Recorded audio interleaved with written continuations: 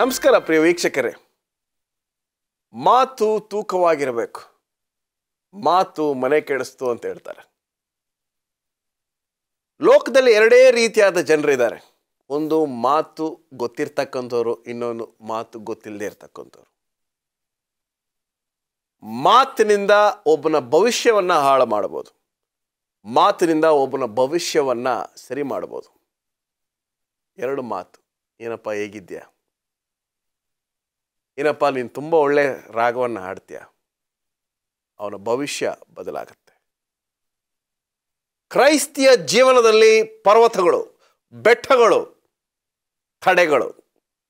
ಆ ಶೀರ್ಷಿಕೆಯಲ್ಲಿ ಮಾತನಾಡ್ತಕ್ಕಂಥ ಈ ಒಂದು ಮುಖ್ಯವಾಗಿರ್ತಕ್ಕಂಥ ಅಂಶದ ಬಗ್ಗೆ ನಮ್ಮ ಚರ್ಚೆಯನ್ನು ಮಾಡಲಿಕ್ಕೆ ಹೋಗ್ತಾ ಇದ್ದೀವಿ. ಅನುಭವಶಾಲಿ, ಅಭಿಷೇಕ ಹೊಂದಿರತಕ್ಕಂಥ ಬೋಧಕರು ಅಶೋಕ್ ಕುಮಾರ್ ಅವರು ಇದನ್ನ ನಡೆಸ್ಕೊಡಕ್ಕೆ ಬಂದಿದ್ದಾರೆ. ಬನ್ನಿ, ಅವ್ರನ್ನ ಸ್ವಾಗತ ಮಾಡೋಣ. ನಮಸ್ಕಾರ ಅಶೋಕ್ ಅವರೇ. ನಮಸ್ಕಾರ ಡೆನಿಸ್ ಅವರೇ. ತುಂಬ ಸಂತೋಷ. ಮಾತು ತೂಕವಾಗಿರಬೇಕು. ಮಾತಿನ ಆ ಶಕ್ತಿಯನ್ನು ಚೆನ್ನಾಗಿ ಉಪಯೋಗಿಸ್ಕೋಬೇಕು, ಪ್ರೀತಿಯಿಂದ ಉಪಯೋಗಿಸ್ಕೋಬೇಕು. ನಿಮ್ಮ ಅನಿಸಿಕೆ? ನೋಡಿ, ದೇವರು ಈ ಲೋಕದಲ್ಲಿ ಎಲ್ಲವನ್ನು ಸೃಷ್ಟಿ ಮಾಡಿದಾಗ ತನ್ನ ಹಾಗೆ ಮಾತಾಡುವಂಥ ಶಕ್ತಿ ಕೊಟ್ಟಿದ್ದು ಕೇವಲ ಮನುಷ್ಯನಿಗೆ ಮಾತ್ರ. ಬೆಟ್ಟ ಗುಡ್ಡಗಳಿಗೆ, ಪ್ರಾಣಿ ಪಕ್ಷಿಗಳಿಗೆ ಮಾತಿನ ಶಕ್ತಿಯನ್ನು ಕೊಡಲಿಲ್ಲ. ಆದರೆ ಮನುಷ್ಯನಿಗೆ ಮಾತ್ರ ಈ ವಿಶೇಷವಾದಂಥ ಶಕ್ತಿ, ಮಾತಿನ ಶಕ್ತಿಯನ್ನು ಕೊಟ್ಟಿದ್ದಾರೆ. ಈ ಮಾತಲ್ಲಿ ಎಷ್ಟು ಶಕ್ತಿ ಇದೆ ಅಂದರೆ, ದೇವರ ಮಾತಲ್ಲಿ ನಾವು ಮೊದಲನೇದಾಗಿ ತೆಗೆದುಕೊಂಡಾಗ ಬೆಳಕಾಗಲಿ ಅಂತ ಹೇಳಿದಾಗ ಆತನ ಮಾತಿನಲ್ಲಿ ಶಕ್ತಿ ಇತ್ತು, ಬೆಳಕಾಯಿತು. ಅದೇ ಶಕ್ತಿಯನ್ನು ಮನುಷ್ಯನಿಗೂ ಕೊಟ್ಟಿದ್ದಾರೆ. ಈಗ ಉದಾಹರಣೆಗೆ, ನೀವು ಊಟ ಮಾಡ್ತಾ ಇರ್ತೀರ, ಒಳ್ಳೆ ಊಟ ಮಾಡ್ತಾ ಇರ್ತೀರ. ಯಾರಾದರೂ ಬಂದು ನಿಮ್ಮನ್ನು ಎರಡು ಮಾತಲ್ಲಿ ಬೈದ್ಬಿಟ್ರೆ ನಿಮಗಿರುವಂಥ ಆ ಹಸಿವೆ, ಊಟ ಮಾಡಬೇಕು ಅಂತ ಇರುವಂಥ ಆಸಕ್ತಿ ಎಲ್ಲ ಕುಗ್ಗಿ ಹೋಗ್ಬಿಡುತ್ತೆ ಆ ಎರಡು ಮಾತಲ್ಲಿ. ಅಂದರೆ ಆ ಮಾತಿಗಷ್ಟು ಬಲ ಇದೆ, ಶಕ್ತಿ ಇದೆ. ಈ ಮಾತು ದೇವರು ನಮಗೆ ಕೊಟ್ಟಿರುವಂಥ ವರ. ಆದರೆ ಸೈತಾನನು ಇದನ್ನು ನಮಗೆ ಶಾಪವಾಗಿ ಕೂಡ ಉಪಯೋಗಿಸ್ತಾನೆ. ಮಾತೇ ವರ, ಮಾತೇ ಶಾಪ, ಎರಡು ವಿಧವಾಗಿ ಉಪಯೋಗಿಸ್ಬೋದು. ಮಾತು, ನಾವು ಸತ್ಯವೇದದಲ್ಲಿ ಓದ್ತೀವಿ, ವಾಕ್ಯವು ಇಬ್ಬಾಯಿ ಕತ್ತಿ ಅಂತ ಹೇಳ್ತಾರೆ. ಅದೇ ರೀತಿ ಮಾತಲ್ಲೂ ಕೂಡ ಇಬ್ಬಾಯಿ ಕತ್ತಿ ಇದೆ, ಎರಡು ಕಡೆನೂ. ಅದನ್ನು ಮಾತಿಂದ ನಾವು ಗುಣಪಡಿಸ್ಬೋದು, ಮಾತಿಂದ ಇನ್ನೊಬ್ಬರು ಗಾಯನೂ ಮಾಡ್ಬೋದು. ಈ ರೀತಿಯ ಮಾತಲ್ಲಿ ತುಂಬ ವಿಶೇಷವಾಗಿ ಈ ದಿನ ನಾವು ಮಾತಾಡುವಂಥದ್ದು ನಮ್ಮ ಸಂಭಾಷಣೆ, ನಮ್ಮ ಮಾತುಕತೆ ಯಾವ ರೀತಿ ಇರಬೇಕು. ಅದು ಯಾರ ಜೊತೆ ಮಾತಾಡ್ತಾ ಇದ್ದೀವಿ? ಮಕ್ಕಳ ಜೊತೆ ಒಂದು ರೀತಿಯಲ್ಲಿ ಮಾತಾಡಬೇಕು, ದೊಡ್ಡವ್ರ ಜೊತೆ ಒಂದು ರೀತಿಯಲ್ಲಿ ಮಾತಾಡಬೇಕು, ನಮ್ಮ ಸಮಾನ ವಯಸ್ಕರ ಜೊತೆ ಒಂದು ರೀತಿಯಲ್ಲಿ ಮಾತಾಡಬೇಕು, ಯವನಸ್ಥರ ಜೊತೆ ಮಾತಾಡಬೇಕು, ವಿಧವೆಯರ ಜೊತೆ ಮಾತಾಡಬೇಕು, ಸಭಿಕರ ಜೊತೆ ಮಾತಾಡಬೇಕು. ಯಾವ ರೀತಿ ಮಾತಾಡ್ತೀರಾ?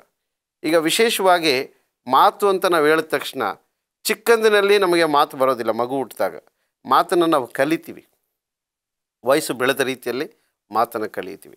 ಈಗ ನಿಮ್ಮ ಮಕ್ಕಳಿಗೆ, ನಿಮಗಿಬ್ಬರು ಮಕ್ಕಳಿದ್ದಾರೆ, ಅವ್ರಿಗೆ ಮಾತನ್ನು ಹೇಳ್ಕೊಟ್ಟಾಗ ಮೊಟ್ಟ ಮೊದಲನೇ ಬಾರಿಗೆ ಅವ್ರು ಮಾತಾಡಿದಾಗ ನಿಮಗೆ ಹೇಗೆ ಅನಿಸ್ತು ಡೆನಿಸ್ ಅವರೇ? ತುಂಬ ಸಂತೋಷ ಆಯಿತು. ಸಂತೋಷ ಆಯಿತು. ನನ್ನ ಮಗನಂತೂ ಯಾವಾಗ ಮಾತಾಡ್ತಾನೆ ಅಂತ ಕಾಯ್ತಾ ಇದ್ವಿ. ಆದರೆ ಪ್ರಪಂಚದಲ್ಲಿ ನೋಡಿ, ಕೆಲವರು ನತದೃಷ್ಟರಿದ್ದಾರೆ, ಮೂಗರು ಅಂತ ಹೇಳ್ತೀವಿ, ಅವ್ರಿಗೆ ಮಾತು ಬರೋದಿಲ್ಲ. ಅವರು ಕೆಲವು ಸಮಯಗಳಲ್ಲಿ ನಾವು ಅವ್ರು ನೋಡಿದಾಗ ಇವರು ಮಾತಾಡಿದ್ರೆ ಚೆನ್ನಾಗಿರುತ್ತೆ ಅನಿಸುತ್ತೆ. ಆದರೆ ಇನ್ನು ಕೆಲವರು ಇರ್ತಾರೆ, ಇವರು ಮಾತಾಡದೇ ಇದ್ರೇ ಚೆನ್ನಾಗಿರುತ್ತಪ್ಪ ಅನಿಸ್ಬಿಡುತ್ತೆ. ಈ ರೀತಿ ಎರಡು ವಿಧಾನಗಳನ್ನು ನಾವು ನೋಡ್ತೀವಿ. ಆದರೆ ಮಾತು ಅನ್ನೋದು ತುಂಬ ಬಲವಾಗಿರುವಂಥ, ಪ್ರಬಲವಾದಂಥ ಒಂದು ಅಸ್ತ್ರ ಮನುಷ್ಯನಿಗೆ ದೇವರು ಕೊಟ್ಟಿರುವಂಥದ್ದು. ಈ ಒಂದು ಅಸ್ತ್ರ, ಸಾಕಷ್ಟು ವಿಷಯಗಳ ಬಗ್ಗೆ ಇದರ ಬಗ್ಗೆ ನಾವು ವಿಂಗಡಿಸಿ ಇದನ್ನ ಬಗ್ಗೆ ಮಾತಾಡೋಣ. ಈ ಮೊದಲನೇ ಭಾಗದಲ್ಲಿ ತುಂಬ ಮುಖ್ಯವಾಗಿರ್ತಕ್ಕಂಥದ್ದು, ಯಾವಾಗಲೂ ಒಬ್ಬರನ್ನ ಮನಸ್ಸು ನೋಯಿಸುವ ಅಂತೆ ಮಾತನಾಡ್ತಕ್ಕಂಥದ್ದು. ಈಗ ನಾನು ಒಳ್ಳೆ ಈ ಕಾರ್ಯಕ್ರಮಗಳಲ್ಲಿ ಒಳ್ಳೆ ಕನ್ನಡ ಪದಗಳನ್ನು ಉಪಯೋಗಿಸ್ಬೇಕು ಅಂತ ನಾನು ಓದಿದ್ದೆಲ್ಲ ಇಂಗ್ಲೀಷ್ ಮೀಡಿಯಮ್, ನಿಮ್ಗೆ ಗೊತ್ತಿರುವ ಹಾಗೆ. ಆದರೂ ನಾನು ನನ್ನ ಕೈಲಿ ಆದಷ್ಟು ಅದಕ್ಕೆ ಕನ್ನಡ ಪದಗಳನ್ನು ಕಲಿತು ಅದನ್ನು ಉಪಯೋಗಿಸ್ತಾ ಇದ್ದೀನಿ. ಮೊನ್ನೆ ಒಬ್ಬರು ಹಿರಿಕರು ಬಂದ್ಬಿಟ್ಟು, ಏನಯ್ಯ ಇಂಗ್ಲೀಷಲ್ಲಿ ನಡೆಸ್ತೀಯಾ ಕನ್ನಡದಲ್ಲಿ ನಡೆಸ್ತೀಯಾ ಅಂತ ಕೇಳಿದ್ರು. ಇಲ್ಲ ಸರ್, ಕಲ್ತ್ಕೊಳ್ತಾ ಇದ್ದೀನಿ. ಆದರೆ ಅವರು ಹೇಳಿದ ರೀತಿ ಹೆಂಗಿತ್ತು ಅಂದರೆ, ನನಗೆ ಮನಸ್ಸು ನೋವು ಬಂದ್ಬಿಡ್ತು. ನಾವು ಇಷ್ಟು ಕಷ್ಟಪಟ್ಟು ಬಂದು ಕಾರ್ಯಕ್ರಮಗಳನ್ನು ಮಾಡ್ತೀವಿ, ಅವರು ಒಂದೇ ಒಂದು ಸೆಂಟೆನ್ಸಲ್ಲಿ ನಮ್ಮ ಮನಸ್ಸನ್ನು ನೋಯಿಸ್ಬಿಟ್ರಲ್ಲ ಅಂತ. ಮನಸ್ಸು ನೋಯಿಸ್ತಕ್ಕಂಥ ವ್ಯಕ್ತಿಗಳು ಯಾಕೆ ಆ ರೀತಿ ಮಾಡ್ತಾರೆ?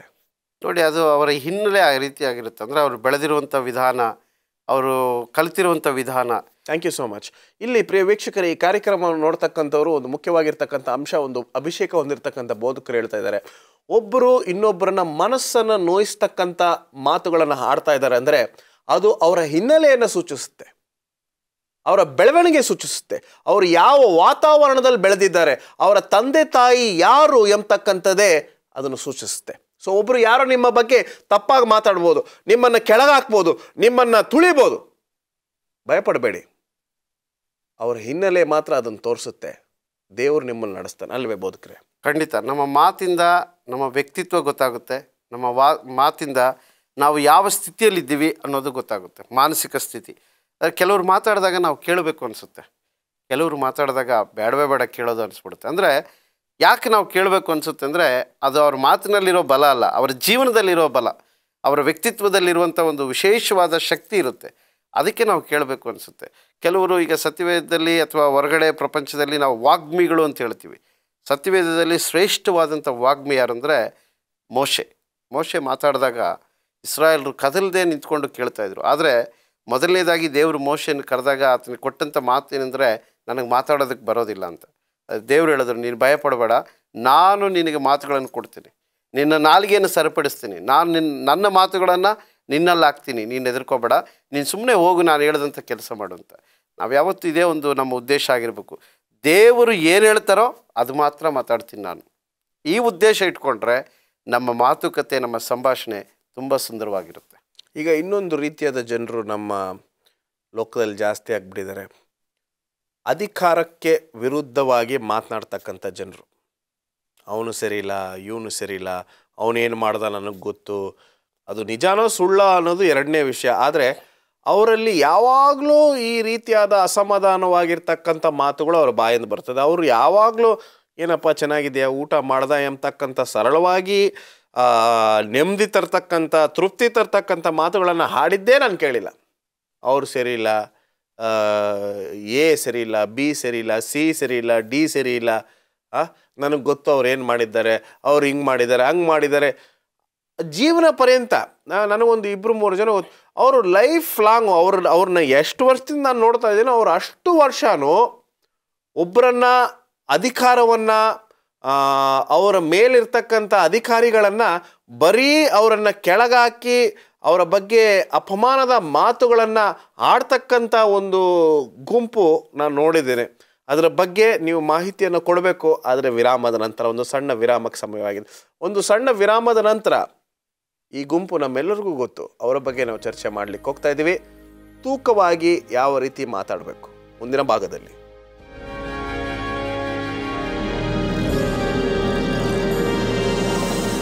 Welcome back. ಈ ಒಂದು ಕಾರ್ಯಕ್ರಮದಲ್ಲಿ ಕೆಲವೊಂದು ಅಂಶಗಳು ನಮ್ಮ ಕ್ರೈಸ್ತಿಯ ಜೀವನದಲ್ಲಿ ಅಡೆತಡೆಯಾಗಿರ್ತಕ್ಕಂಥ ಅಂಶಗಳ ಬಗ್ಗೆ ನಾವು ಚರ್ಚೆ ಮಾಡ್ತಿದ್ದೀವಿ. ಇವತ್ತಿನ ಚರ್ಚೆ ತೂಕವಾಗಿ ಮಾತನಾಡ್ತಕ್ಕಂಥದ್ದು, ಸಂಭಾಷಣೆ ಯಾವ ರೀತಿ ಇರಬೇಕು ಎಂಬತಕ್ಕಂಥದ್ದೇ ಇವತ್ತಿನ ಚರ್ಚೆ. ಅಶೋಕ್ ಅವರೇ, ವಿರಾಮಕ್ಕೆ ಹೋಗುವ ಮುನ್ನ ಕೆಲವರು ಯಾವಾಗಲೂ ಅವ್ರನ್ನ ನೀವು ಯಾವಾಗ ಆದರೂ ಎಲ್ಲಾದರೂ ನೋಡಿ, ಅವರು ಅಧಿಕಾರಕ್ಕೆ ವಿರುದ್ಧವಾಗಿ ಒಂದೆರಡು ಮಾತುಗಳನ್ನು ಹಾಡಲಿಲ್ಲ ಅಂದರೆ ಅವ್ರಿಗೆ ನಿದ್ರೆ ಬರೋಲ್ಲ. ಆ ಥರ ನಮ್ಮ ಸಭೆಗಳಲ್ಲಿ ಜನರು ಇದ್ದಾರೆ. ನೀವು ಅನುಭವಿಸಿದ್ದೀರಾ ಅವ್ರ ಮಾತುಗಳನ್ನು ಕೇಳಿ? ಖಂಡಿತ. ಯಾಕಂದರೆ ಅವ್ರಿಗೆ ಕೆಲಸ ಕಾರ್ಯನೇ ಇರೋದಿಲ್ಲ, ಬರೀ ಇದೇ ಕೆಲಸ ಆಗಿರುತ್ತೆ. ಇನ್ನೊಂದು ಏನಂದರೆ ನಕಾರಾತ್ಮಕವಾಗಿ ಮಾತಾಡುವಂಥವ್ರು, ಇವ್ರನ್ನೆಲ್ಲ ಆ ಗುಂಪಿಗೆ ನಾವು ಸೇರಿಸ್ಬೋದು. ಕೆಲವರು ಇದ್ದಾರೆ ಸಕಾರಾತ್ಮಕವಾಗಿ ಮಾತಾಡ್ತಾರೆ. ಎಷ್ಟೇ ಪರಿಸ್ಥಿತಿಯ ಪ್ರಭಾವಕ್ಕೊಳಗಾದರೂ ಕೂಡ ಅದರಲ್ಲಿ ಒಳ್ಳೆಯದನ್ನು ಹುಡುಕಿ ಸಕಾರಾತ್ಮಕವಾಗಿ ಮಾತಾಡ್ತಾರೆ. ಕೆಲವರು ಎಷ್ಟೇ ಒಳ್ಳೆಯ ಕಾರ್ಯ ಮಾಡ್ತಿದ್ರು ಅದರಲ್ಲಿ ನೆಗೆಟಿವ್ನ ಹುಡುಕ್ತಾರೆ. ಇದು ತಪ್ಪೇನೋ, ಇದು ಸರಿ ಇಲ್ಲ, ಈ ರೀತಿ ಮಾಡಬಾರ್ದಿತ್ತು. ಇಂಥವ್ರನ್ನ ನೀವು ಬದಲಾವಣೆ ಮಾಡೋದು ತುಂಬ ಕಷ್ಟ. ಆದರೆ ಅಂಥವರಿಂದ ದೂರ ಇರೋದೇ ಒಳ್ಳೆಯದು. ಅದಕ್ಕೆ ಸತ್ಯವೇದ ನೋಡಿ ಎಷ್ಟು ಸ್ಪಷ್ಟವಾಗಿ ಹೇಳುತ್ತೆ ಅಂದರೆ, ನಾಲಿಗೆ ವಿಚಾರದಲ್ಲಿ ಸತ್ಯವೇದ ಯಾಕೋಬನ ಪತ್ರಿಕೆ 3ನೇ ಅಧ್ಯಾಯದಲ್ಲಿ, ಹಾಗೆಯೇ ನಾಲಿಗೆಯು ಕೂಡ ಚಿಕ್ಕ ಅಂಗವಾಗಿದ್ದರೂ ದೊಡ್ಡ ದೊಡ್ಡ ಕಾರ್ಯಗಳನ್ನು ಕೊಚ್ಚಿಕೊಳ್ಳುತ್ತದೆ. ನಾಲಿಗೆ ತುಂಬ ನಮ್ಮ ದೇಹದಲ್ಲಿ ಚಿಕ್ಕವಾದಂಥ ಅಂಗ, ತುಂಬ ಚಿಕ್ಕದದು. ಆದರೆ ಈ ನಾಲಿಗೆ ಮಾಡುವಂಥ ಕೆಲಸ ಇದೆಯಲ್ಲ, ತುಂಬ ಕಷ್ಟವಾದಂಥ ಕೆಲಸ.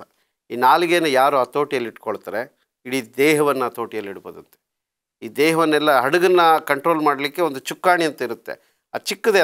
ಅದನ್ನು ಹಿಡ್ಕೊಂಡ್ರೆ ಸಾಕು, ಹಡಗನ್ನೆಲ್ಲ ಕಂಟ್ರೋಲ್ ಮಾಡ್ಬೋದು.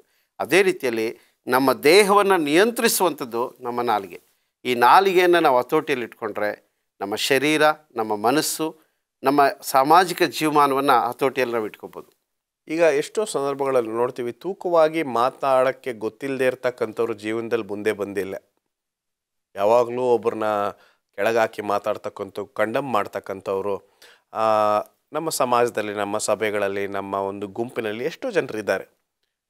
ಅವರಿಗೆ ಈ ಕಾರ್ಯಕ್ರಮದ ಮೂಲಕ ನಾವು ಕೊಡ್ತಕ್ಕಂಥ ಸಂದೇಶ ಏನು ಬೋಧಕರೇ? ನೋಡಿ, ನಾಲಿಗೆಯನ್ನು ನಾವು ಯಾವತ್ತೂ ಒಳ್ಳೆಯದಕ್ಕೆ ಉಪಯೋಗಿಸ್ಬೇಕು. ದೇವ್ರನ್ನ ಸ್ತುತಿಸೋದಕ್ಕೆ, ಇತರನ್ನ ಒಂದು ಒಳ್ಳೆ ರೀತಿಯಲ್ಲಿ ಬೆಳೆಸೋದಕ್ಕೆ ನಾವು ಉಪಯೋಗಿಸ್ಬೇಕು. ಆದರೆ ಈ ನಾಲಿಗೆಯಿಂದ ನಾವು ಎರಡೂ ಕೆಲಸಗಳನ್ನು ಮಾಡ್ಬೋದು ಅಂತ ಸತ್ಯವೇದ ಹೇಳುತ್ತೆ. ನೋಡಿ, 3ನೇ ಅಧ್ಯಾಯ ಯಾಕೋಬನ ಪತ್ರಿಕೆ 9ನೇ ವಚನದಲ್ಲಿ, ನಾಲಿಗೆಯಿಂದ ತಂದೆಯಾದ ಕರ್ತನನ್ನು ಕೊಂಡಾಡುತ್ತೇವೆ, ಅದರಿಂದಲೇ ದೇವರ ಹೋಲಿಕೆಗೆ ಸರಿಯಾಗಿ ಉಂಟು ಮಾಡಲ್ಪಟ್ಟ ಮನುಷ್ಯರನ್ನು ಶಪಿಸುತ್ತೇವೆ. ಶಾಪನೂ ನಾವೇ ಕೊಡ್ತೀವಿ, ಸ್ತುತಿನೂ ನಾವೇ ಮಾಡ್ತೀವಿ. ಎರಡನ್ನೂ ಒಂದೇ ನಾಲಿಗೆಯಿಂದ. ಇದಕ್ಕೆ ಬೇರೆ ಬೇರೆ ನಾಲಿಗೆ ಮಾಡೋ ರೀತಿಯಲ್ಲಿಲ್ಲ. ಈಗ ನೋಡಿ, ಬೇರೆ ಕೆಲಸಗಳನ್ನು ಮಾಡೋಕ್ಕೆ ಎರಡೆರಡು ಮಿಷಿನ್ಗಳನ್ನು ಉಪಯೋಗಿಸ್ತಾರೆ. ಆದರೆ ಈ ನಾಲಿಗೆಯಲ್ಲಿ ಎರಡನ್ನೂ ಮಾಡಿಬಿಡ್ಬೋದು. ನೀವು ಸೂಜಿ ಹಾಕಲಿಕ್ಕೆ ಒಂದು ಇದನ್ನು ಉಪಯೋಗಿಸ್ತಾರೆ, ಒಲಿಯೋದಕ್ಕೆ ಬೇರೆಯನ್ನು ಉಪಯೋಗಿಸ್ತಾರೆ. ನೀವು ಕತ್ತರಿಸೋದಕ್ಕೆ ಕತ್ತರಿ ಬೇಕು, ಒಲಿಯೋದಕ್ಕೆ ಸೂಜಿ ಬೇಕಾಗುತ್ತೆ. ಆದರೆ ನಾಲಿಗೆಯಲ್ಲಿ ಎರಡೂ ಇದೆ, ಕತ್ತರಿನೂ ಇದೆ, ಸೂಜಿನೂ ಇದೆ. ಇದರಿಂದ ಮಾತುಗಳಿಂದ ನಾವು ಒಬ್ಬರನ್ನ ಕಟ್ಬೋದು, ಮಾತುಗಳಿಂದ ಒಂದು ಕುಟುಂಬಗಳನ್ನು, ವ್ಯಕ್ತಿಗಳನ್ನು ಒಡಿಬೋದು. ಈಗ ಸತ್ಯವೇದ ಹೇಳುತ್ತೆ, ಬಾಯಿನಿಂದ ಹೊರಡಿರ್ತಕ್ಕಂಥ ಮಾತು ಪುನಃ ಹಿಂದೆ ಬರೋದಿಲ್ಲ. ಖಂಡಿತ.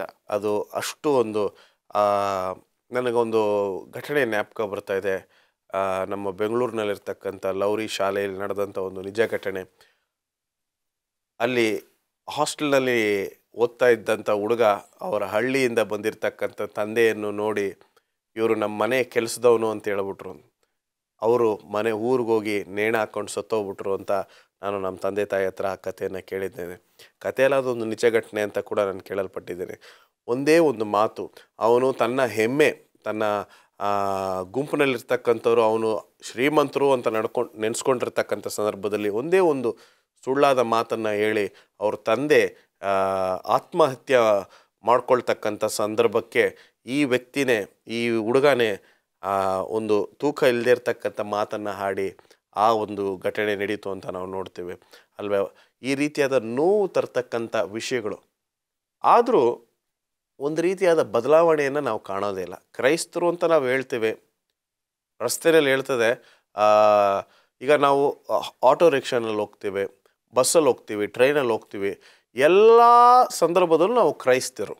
ಖಂಡಿತ ಕ್ರಿಸ್ತನನ್ನು ಹಿಂಬಾಲಿಸುವ ಜನಾಂಗ ನಾವು. ಆದರೆ ಆ ಒಂದು ಕ್ರಿಸ್ತನನ್ನು ಪ್ರತಿಬಿಂಬಿಸೋದಿಲ್ಲ ಮಾತನಾಡೋದರಲ್ಲಿ. ಯಾಕೆ? ನೋಡಿ, ನಮ್ಮ ಮಾತಿಂದನೇ ಜನಗಳಿಗೆ ಗೊತ್ತಾಗುತ್ತೆ ನಾವು ಕ್ರೈಸ್ತರ ಅಥವಾ ಇಲ್ವಾ ಅಂತ. ಕೆಲವರು ಸಭೆಗಳಲ್ಲಿ ಚೆನ್ನಾಗಿರ್ತಾರೆ, ಆದರೆ ಹೊರಗಡೆ ನೀವು ಹೇಳಿದ ರೀತಿಯಲ್ಲಿ ಬಸ್ಸಲ್ಲಿ ಹೋದಾಗ, ಆಟೋದಲ್ಲಿ ಹೋದಾಗ, ಪ್ರಯಾಣ ಮಾಡಿದಾಗ ಮಾತನ್ನು ಬದಲಾಯಿಸ್ತಾರೆ. ಆದರೆ ಇಂಥವ್ರಿಗೆಲ್ಲ ದೇವ್ರು ಏನು ಕೇಳ್ತಾರೆ ಅಂದರೆ, ಒಂದು ದಿನ ನಮ್ಮ ಮಾತಿಗೆ ನಾವು ಲೆಕ್ಕ ಕೊಡಬೇಕು. ನಾವು ಏನೇನು ಮಾತಾಡಿದ್ದೀವೋ ದೇವದೂತರು ಅದನ್ನು ಲೆಕ್ಕ ಮಾಡಿ ಬರಿತಾ ಇದ್ದಾರೆ, ಪ್ರತಿ ಮಾತನ್ನು ಬರಿತಾ ಇದ್ದಾರೆ. Every word that you speak is being written down, every word that I speak is being written down. ನಾವು ಮಾತನಾಡ್ತಕ್ಕಂಥ ಎಲ್ಲ ಮಾತುಗಳನ್ನು ಪರಲೋಕದಲ್ಲಿ ರೆಕಾರ್ಡಿಂಗ್ ಆಗ್ತಾ ಇದೆ. ಸೊ ಈ ಮಾತು ಎಂಬತಕ್ಕಂಥ ಈ ವರವನ್ನು ಯಾವ ರೀತಿ ನಾವು ಉಪಯೋಗಿಸ್ಬೇಕು? ಒಬ್ಬರನ್ನ ಕಂಡಮ್ ಮಾಡೋಕ್ಕ, ಪರವಾಗಿಲ್ಲಪ್ಪ ಈ ಸರಿ ಚೆನ್ನಾಗಿ ಮಾಡಲಿಲ್ಲ ನೀನು, ನೆಕ್ಸ್ಟ್ ಟೈಮ್ ನಿನ್ನ ಕೈಲಾಗುತ್ತೆ, ನೀನು ಕೆಲ್ಸಕ್ಕೆ ಬಾರದವನು, ನೀನು ಉಪಯೋಗಕ್ಕೆ ಬರೋದಿಲ್ಲ. ಬನ್ನಿ ನಮ್ಮ ಚರ್ಚೆನ ಮುಂದುವರ್ಸೋಣ. ಹೇಳಿ ಬೋಧಕರೇ. ಆದ್ದರಿಂದ ನಮ್ಮ ಮಾತುಗಳು ತುಂಬ ಸರಳವಾಗಿರಬೇಕು, ಸುಂದರವಾಗಿರಬೇಕು. ಒಬ್ರು ಹೇಳ್ತಾರೆ, ಮಾತಾಡಿದ್ರೆ ಅದು ಮಣಿಗಳನ್ನು ಪೋಣಿಸಿದ ರೀತಿಯಲ್ಲಿರ್ಬೇಕಂದ್ರೆ, ಮುತ್ತುಗಳನ್ನು ಪೋಣಿಸಿದ ರೀತಿಯಲ್ಲಿರ್ಬೇಕಂದ್ರೆ. ಕ್ರಿಸ್ತನು ಈ ಲೋಕದಲ್ಲಿ 3.5 ವರ್ಷ ಇದ್ದರು. ಒಬ್ಬ ಮಹಾನ್ ಲೇಖಕರು ಬರೀತಾರೆ, ಆತನು ಯಾವತ್ತೂ ವ್ಯರ್ಥವಾಗಿ ಮಾತಾಡಿರುವಂತೆ. ಆತನ ಮಾತಿನಲ್ಲಿ ಯಾವತ್ತೂ ಕೂಡ ಪಾಪ ಕಂಡುಹಿಡಿಯಲಿಕ್ಕಾಗಲಿಲ್ಲ. ಫರಿಸಾಯರು ಬಂದು ಆ ಯೇಸು ಸ್ವಾಮಿನ ಪ್ರಶ್ನೆ ಮಾಡಿದಾಗ ಯೇಸು ಸ್ವಾಮಿ ಹೇಳಿದ್ರು, ನಾನು 3.5 ವರ್ಷ ನಿಮ್ಮ ಜೊತೆ ಇದ್ದೆ, ನೀವು ಯಾವತ್ತಾದರೂ ನನ್ನ ಮಾತಿನಲ್ಲಿ ತಪ್ಪು ಕಂಡುಹಿಡಿದಿದ್ರೆ ನೀವು ಹೇಳಿ ಅಂತ ಹೇಳಿದಾಗ ಆ ಫರಿಸಾಯರು ಯಾವತ್ತೂ ಯೇಸು ಸ್ವಾಮಿಯ ಮಾತಲ್ಲಿ ತಪ್ಪು ಕಂಡುಹಿಡಿಯಲಿಕ್ಕಾಗಲಿಲ್ಲ. ಯೇಸು ಸ್ವಾಮಿ ಕೂಡ ಮನುಷ್ಯನಾಗಿದ್ದರು. ಈ ಲೋಕದಲ್ಲಿದ್ದಾಗ ಆತನು ಮನುಷ್ಯನಾಗಿ ಜೀವನ ಮಾಡಿದಂಥವ್ರು.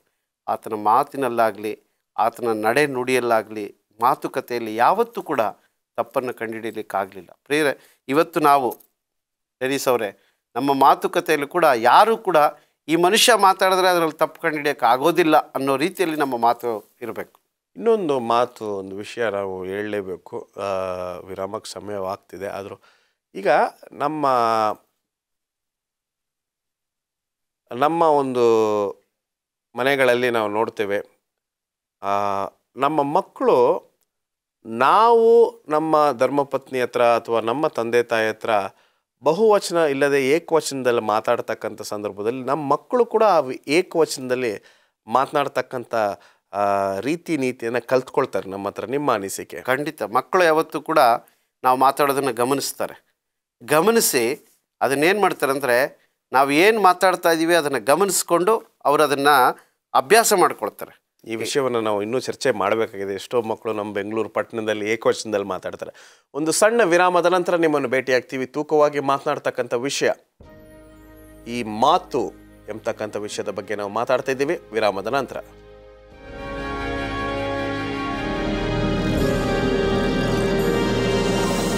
Welcome back. ಬನ್ನಿ ನಮ್ಮ ಚರ್ಚೆಯನ್ನು ಮುಂದುವರಿಸೋಣ. ನಂಗೆ ತುಂಬ ಚೆನ್ನಾಗಿ ಜ್ಞಾಪಕ ಇದೆ, ಭಾಳ ವರ್ಷಗಳಿಂದ ಒಂದು ಶಾಲೆಯಲ್ಲಿ ಒಬ್ಬ ತಂದೆ ತಾಯಿ ಇದ್ದರು. ನನಗೆ ಶಿಕ್ಷಕರವರು ಶ್ರೀಮಾನ್ ಜಾನ್ಸನ್ ದಾಸಯ್ಯ ಅಂತ ಅವ್ರಿಗೆ ಒಂದು ಹೆಣ್ಮಗು ಹುಟ್ಟಿತು, ಎಲ್ಬಾ ಜಾನ್ಸನ್ ಅಂತ. ಆ ಹುಡುಗಿ ಹತ್ರ ಅವರು ಚಿಕ್ಕ ವಯಸ್ಸಿನಿಂದ ನೀವು, ಹೋಗಿ, ಬನ್ನಿ ಅಂತ ಮಾತಾಡ್ತಾಯಿದ್ರು. ಬಹುವಚನದಲ್ಲೇ ಮಾತಾಡ್ತಿದ್ರು. ಒಂದಿನ ನಾನು ಹೋಗಿ ಜಾನ್ಸನ್ ಸರ್ ಹತ್ರ ಕೇಳಿದೆ, ಏನು ಸರ್ ನೀವು ಯಾವಾಗಲೂ ಸಣ್ಣ ಮಗು ಹತ್ರ ಹೋಗ್ಬಿಟ್ಟು ನೀವು, ಹೋಗಿ, ಬನ್ನಿ ಅಂತ ಕರಿತಾ ಇದ್ದೀನಿ ಅಂತ ಕೇಳಿದಾಗ, ನಾವು ಉದಾಹರಣೆಯಾಗಿದ್ದಾಗ ನಮ್ಮ ಮಕ್ಕಳು ಅದನ್ನು ಕಲ್ತ್ಕೊಳ್ತಾರೆ. ಈಗ ನಾವು ತುಂಬ ಬಾಯಿ ಹೊಡಿತೀವಿ, ಏಕವಚನದಲ್ಲಿ ಮಾತಾಡ್ತೀವಿ ಅಂದರೆ ನಮ್ಮ ಮಕ್ಕಳು ಅದೇ ರೀತಿಯಾಗಿ ಬರ್ತಾರೆ ಅಂತ ನಾನು ಆ ಒಂದು ವಿಷಯವನ್ನು ಆವತ್ತು ಕಲ್ತ್ಕೊಂಡೆ.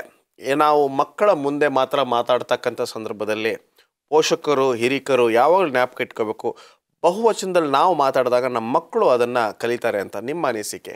ಖಂಡಿತವಾಗ್ಲೂ. ಈಗ ನೋಡಿ, ಅನೇಕ ಅಡ್ವೆಂಟಿಸ್ಟ್ ಕುಟುಂಬಗಳಲ್ಲಿ ನೀವು ಗಮನಿಸಿರ್ಬೋದು, ಗಂಡ ಹೆಂಡ್ತಿನ ಏನಂತ ಕರೀತಾರೆ ಅಂದರೆ ಮಮ್ಮಿ ಅಂತ ಕರೀತಾರೆ, ತಾಯಿ ಅಂತ ಕರೀತಾರೆ. ಯಾಕಂತ ನಾನು ಕೇಳಿದಾಗ ಒಬ್ಬರು ಹಿರಿಕರಾದಂಥ ಬೋಧಕರು ಹೇಳಿದ್ರು, ನಾನು ಆ ರೀತಿ ಕರೆದಾಗ, ಮಮ್ಮಿ ಅಂತ ಕರೆದಾಗ ನಮ್ಮ ಮಕ್ಕಳು ಕೂಡ ಅದನ್ನು ಅಭ್ಯಾಸ ಮಾಡಿಕೊಂಡು ತಾಯಿ ಅಂತ ಕರೀತಾರೆ. ಅವ್ರ ಹೆಸರಿಟ್ಟು ಕರೆದ್ರು ಅಂದ್ಕೊಳ್ಳಿ. ಉದಾಹರಣೆಗೆ ಹೆಂಡತಿ ಹೆಸರು ಏನೋ ಒಂದು ಸುಮಿತ್ರಾ ಅಂತ ಇರುತ್ತೆ, ಸುಮಿತ್ರಾ ಅಂತ ಕರೆದಾಗ ಮಕ್ಕಳು ಕೂಡ ಅದನ್ನೇ ಹೆಸರು ಹಿಡಿದ್ಬಿಟ್ಟು ತಾಯಿನ ಕರೀತಾರೆ. ಅದೇ ರೀತಿ ತಾಯಿ ತನ್ನ ಗಂಡನನ್ನು ಕರಿಬೇಕಾದ್ರೆ, ಮನೆ ಯಜಮಾನರನ್ನು ಕರಿಬೇಕಾದ್ರೆ ಹೆಸರಿಟ್ಟು ಕರೆಯೋದಿಲ್ಲ. ಡ್ಯಾಡಿ ಅಥವಾ ತಂದೆ ಅಂತ ಕರೆದಾಗ ಮಕ್ಕಳು ಅದನ್ನು ನೋಡಿ ಅಭ್ಯಾಸ ಮಾಡ್ತಾರೆ. ಮಕ್ಕಳಲ್ಲಿರುವಂಥ ಒಂದು ಬಲಹೀನತೆ ಏನಂದರೆ, ಬೇಗ ಅವರು ಅಭ್ಯಾಸಗಳನ್ನು ಕಲ್ತ್ಕೊಂಡ್ಬಿಡ್ತಾರೆ. ನೀವು ಯಾವ ರೀತಿ ಮಾತಾಡ್ತಾ ಇದ್ದೀರಾ. ಈಗ ನೀವು ಹೇಳಿದಂಥ ಉದಾಹರಣೆ ತುಂಬ ಒಳ್ಳೆಯದು. ನಾವು ಯಾವತ್ತೂ ಮಕ್ಕಳ ಮುಂದೆ ಮಾತಾಡುವಾಗ ತೂಕ ಮಾಡಿ ಅದಕ್ಕೆ 1-2 ಸಾರಿ ಆಲೋಚನೆ ಮಾಡಿ ಮಾತಾಡಬೇಕು. ಇನ್ನೊಬ್ಬರು ದೊಡ್ಡವರು ಹೇಳ್ತಾರೆ, ನೀನು ಒಂದು ಮಾತು ಮಾತಾಡೋಕ್ಕೆ ಮುಂಚೆ 10 ಬಾರಿ ಯೋಚನೆ ಮಾಡಬೇಕಂತೆ, ಈ ಮಾತು ಸರಿನಾ ಇಲ್ವಾ ಅಂತ. ಆದರೆ ಒಮ್ಮೆ ನಾವು ಮಾತು ಹೊರಗಡೆ ಬಂತು ಅಂದರೆ ಅದನ್ನು ಹಿಂದಕ್ಕೆ ತಗೊಳಕ್ಕಾಗೋದಿಲ್ಲ. ಒಮ್ಮೆ ಒಬ್ಬ ಗುರುಗಳ ಹತ್ರ ಒಬ್ಬರು ಬಂದು, ಸರ್ ನಾನು ಚೆನ್ನಾಗಿ ಮಾತಾಡಬೇಕು, ನನಗೆ ಅಭ್ಯಾಸ ಮಾಡಿಕೊಡಿ ಅಂತ ಹೇಳಿದಾಗ ಅವ್ರು ಹೇಳಿದ್ರಂತೆ, ನಾನು ನಿನಗೆ 2ರಷ್ಟು ಚಾರ್ಜ್ ಮಾಡ್ತೀನಿ ಅಂತ. ಅವ್ರು ಕೇಳಿದ್ರಂತೆ, ಯಾಕೆ ಸರ್ ಅಂತ. ಆಗ ಅವ್ರು ಹೇಳಿದ್ರಂತೆ, ಮೊದಲು ನೀನು ಚೆನ್ನಾಗಿ ಮಾತಾಡಬೇಕು ಅಂದರೆ ಕೇಳಬೇಕು ಚೆನ್ನಾಗಿ. ನಾನು ಹೇಳೋದನ್ನು ಕೇಳೋದಕ್ಕೆ ಮೊದಲನೇ ಚಾರ್ಜು, ಆಮೇಲೆ ಅದನ್ನು ಕೇಳಿಬಿಟ್ಟು ನೀನು ಮಾತಾಡೋಕ್ಕೆ 2ನೇ ಚಾರ್ಜು. ಅಂದರೆ ನಾವು ಚೆನ್ನಾಗಿ ಮಾತಾಡಬೇಕು ಅಂದರೆ ಚೆನ್ನಾಗಿ ಮಾತಾಡೋರ ಹತ್ರ ಕೂತ್ಕೊಂಡು ಕೇಳಬೇಕು ಅದನ್ನು. ಕೆಲವರಿಗೆ ಈ ಕೇಳೋವಂಥ ತಾಳ್ಮೆ ಇರೋದಿಲ್ಲ, ಅದಕ್ಕೆ ಅವರ ಸಂಭಾಷಣೆ ಚೆನ್ನಾಗಿರೋದಿಲ್ಲ. ನೀವು ಬೇಕಾದರೆ ಚೆನ್ನಾಗಿ ಗಮನಿಸಿ ನೋಡಿ, ಯಾರು ಹೆಚ್ಚಾಗಿ ಕೇಳ್ತಾರೋ ಅವ್ರು ಚೆನ್ನಾಗಿ ಮಾತಾಡ್ತಾರೆ, ಯಾರು ಕೇಳೋದಿಲ್ವೋ ಅವ್ರ ಮಾತಲ್ಲಿ ತೂಕ ಇರೋದಿಲ್ಲ. ಇನ್ನೊಂದು ರೀತಿಯಾದ ವಿಷಯದ ಬಗ್ಗೆ ನಾವು ಚರ್ಚೆ ಮಾಡಿ ನಮ್ಮ ಚರ್ಚೆನ ಮುಗಿಸ್ಬೇಕು. ಅದೇನೆಂದರೆ, ಜನರು ಮಾತಲ್ಲಿ ಒಬ್ಬರನ್ನ ಶಪಿಸ್ತಾರೆ. ಖಂಡಿತ. ನೀನು ಚೆನ್ನಾಗೇ ಇರೋದಿಲ್ಲ, ಹೋಗು, ಅವನಂತೂ ಚೆನ್ನಾಗೇ ಇರೋದಿಲ್ಲ ಅಂತ. They start playing god. ಹೌದು, ಹಣೆ ಇಡೋದು, ದೇವ್ರನ್ನ ತಗೊಳ್ಳೋದು, ಅಥವಾ ಅವರು ದೇವ್ರು ಅನ್ಕೊಂಡ್ಬಿಡ್ತಾರೆ ಅವ್ರನ್ನ. ಅವ್ನು ಚೆನ್ನಾಗಿರೋದಿಲ್ಲ, ಜೀವನದಲ್ಲಿ ಅವ್ನು ಹೆಂಗೆ ಸಾಯ್ತಾನೆ ನೋಡಿ ಅಂತ ಈ ಶಪಿಸ್ತಕ್ಕಂಥದ್ದು. ಈಗ ನಾವು ಯೋಬನ ಪುಸ್ತಕವನ್ನು ನಾವು ನೋಡಿದಾಗ ಏನೇ ಶೋಧನೆ ಬಂದರೂ ಅವನು ದೇವರನ್ನೇ ಶಪಿಸ್ಲಿಲ್ಲ. ಅಂಥ ಮಹಾನ್ ವ್ಯಕ್ತಿಗಳ ಬಗ್ಗೆ ನಾವು ಸತ್ಯವೇದದಲ್ಲಿ ಕಲಿತು ಕ್ರೈಸ್ತರಾಗಿರ್ತಕ್ಕಂಥ ನಾವು ಒಬ್ಬರನ್ನ, ನಮ್ಮ ಸಹ ಉದ್ಯೋಗಿಯನ್ನು, ನಮ್ಮ ಸಹೋದರರನ್ನು, ನಮ್ಮ ಅಧಿಕಾರಿಗಳನ್ನು ಶಪಿಸ್ತಕ್ಕಂಥದ್ದು ಯಾವ ರೀತಿ ಅದರ ನ್ಯಾಯ ಬೋಧಕರೇ? ನೋಡಿ, ಶಾಪ ಅನ್ನೋದು ದೇವ್ರು ನಮಗೆ ಕೊಡದೇ ಇರುವಂಥ ಒಂದು ವರ. ಆದರೆ ಶಪಿಸುವಂಥದ್ದು ನಾವೆಲ್ಲರೂ ಕೆಲವರು ಅಭ್ಯಾಸ ಮಾಡ್ಕೊಂಡ್ಬಿಟ್ಟಿರ್ತಾರೆ.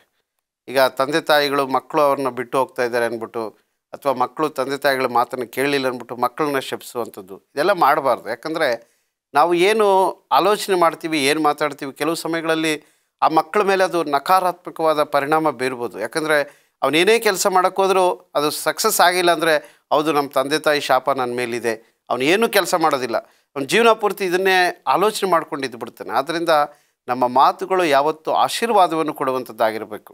ವಿಶೇಷವಾಗಿ ಕ್ರೈಸ್ತರಾದಂಥ ನಾವು ನಮ್ಮ ಮಾತುಗಳು ಆಶೀರ್ವಾದವನ್ನು ತರುವಂಥ ಮಳೆ ರೀತಿಯಲ್ಲಿ ಇರಬೇಕು ಹೊರತು ಶಾಪವನ್ನು ಕೊಡುವಂಥ ಬೆಂಕಿ ರೀತಿಯಲ್ಲಿ ಇರಬಾರ್ದು. ನಮ್ಮ ಮಾತು ಸಮಾಧಾನವನ್ನು ಕೊಡಬೇಕೇ ಹೊರತು ನಮ್ಮ ಮಾತು ಜಗಳಕ್ಕೆ ಕಾರಣ ಆಗಬಾರ್ದು.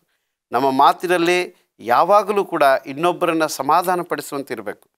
ಇನ್ನೊಬ್ಬರನ್ನ ಅಸಮಾಧಾನಕ್ಕೆ ಗುರಿ ಮಾಡಿ ಅವರಿಗೆ ನಿದ್ದೆ ಇಲ್ಲದ ರೀತಿಯಲ್ಲಿ ಮನಸ್ಸು ಕೆಡಿಸೋ ರೀತಿಯಲ್ಲಿ ನಾವು ಮಾತಾಡಬಾರ್ದು.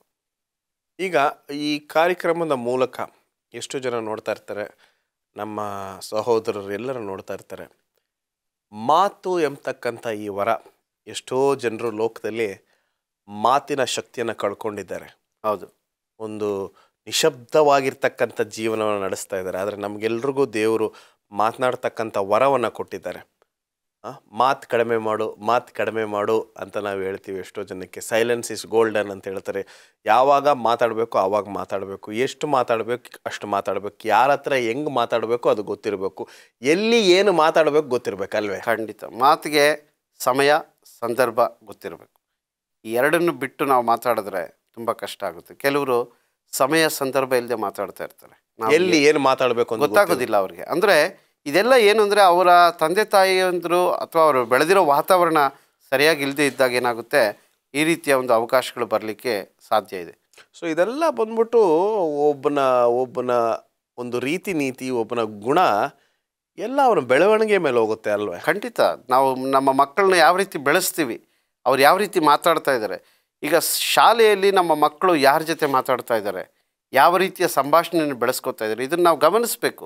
ಅವರೇನಾದರೂ ಕೆಟ್ಟ ಸ್ನೇಹಿತರ ಜೊತೆ ಇದ್ದು ಕೆಟ್ಟ ಮಾತುಗಳನ್ನು ಕಲ್ತ್ಕೊಳ್ತಾ ಇದ್ದರೆ ಮುಂದೆ ಅವರ ಸಂಭಾಷಣೆ ಜೀವನ ಪೂರ್ತಿ ಆ ರೀತಿ ಇರೋಕ್ಕೆ ಹೋಗುತ್ತೆ. ಅಥವಾ ಅವರೊಬ್ಬ ನಕಾರಾತ್ಮಕವಾದ ಸ್ನೇಹಿತನ ಜೊತೆ ಇದ್ದರೆ ಜೀವನ ಪೂರ್ತಿ ನಕಾರಾತ್ಮಕವಾಗುತ್ತೆ. ಆದ್ದರಿಂದ ಅವರ ಸ್ನೇಹಿತರನ್ನ, ಮನೆಯ ವಾತಾವರಣವನ್ನು ಸರಿಪಡಿಸುವಂಥ ಅವಕಾಶ ನಮ್ಮ ಕೈಯಲ್ಲಿ ಈಗಿರೋದ್ರಿಂದ ಅದನ್ನು ಸರಿಪಡಿಸಬೇಕು.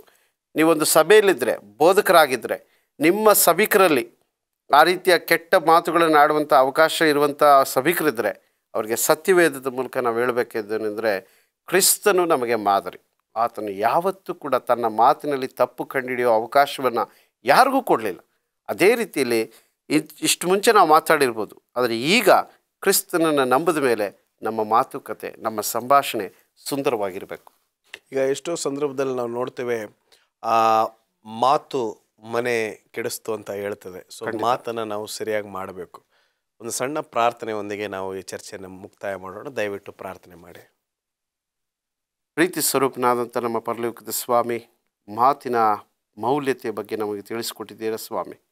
ನಮ್ಮ ಮಾತುಗಳಿಂದ ಗುಣಪಡಿಸುವಂಥ ರೀತಿಯಲ್ಲಿ ನಾವು ಮಾತಾಡುವಂತೆ ನಮಗೆ ಸಹಾಯ ಮಾಡಿ, ನಿನ್ನನ್ನು ಮಾದರಿಯಾಗಿ ನಾವು ತೆಗೆದುಕೊಳ್ಳುವಂತೆ ನಮ್ಮ ಎಲ್ಲರಿಗೂ ಸಹಾಯ ಮಾಡಬೇಕೆಂಬುದಾಗಿ ಕ್ರಿಸ್ತನ ಪರಿಶುದ್ಧ ಪುಣ್ಯನಾಮದಲ್ಲಿ ಬೇಡಿ ಹೊಂದಿದ್ದೇವೆ ಸ್ವಾಮಿ. ಆಮೇನ್. ನೀವು ತುಂಬ ಚೆನ್ನಾಗಿ ಮಾತಾಡ್ತೀರಾ ಅಶೋಕ್ ಅವರೇ. ಧನ್ಯವಾದ. ನಮ್ಮ ಕಾರ್ಯಕ್ರಮಕ್ಕೆ ಬಂದಿದ್ದಕ್ಕೆ, ಮಾಹಿತಿ ಕೊಟ್ಟಿದ್ದಕ್ಕೆ ನಿಮಗೆ ಯೇಸು ಕ್ರಿಸ್ತನ ನಾಮದಲ್ಲಿ ವಂದಿಸ್ತೇನೆ. ನಮಸ್ಕಾರ. ಪ್ರಿಯ ವೀಕ್ಷಕರೇ, ದೇವರು ನಿಮ್ಮನ್ನು ಆಶೀರ್ವದಿಸಲಿ.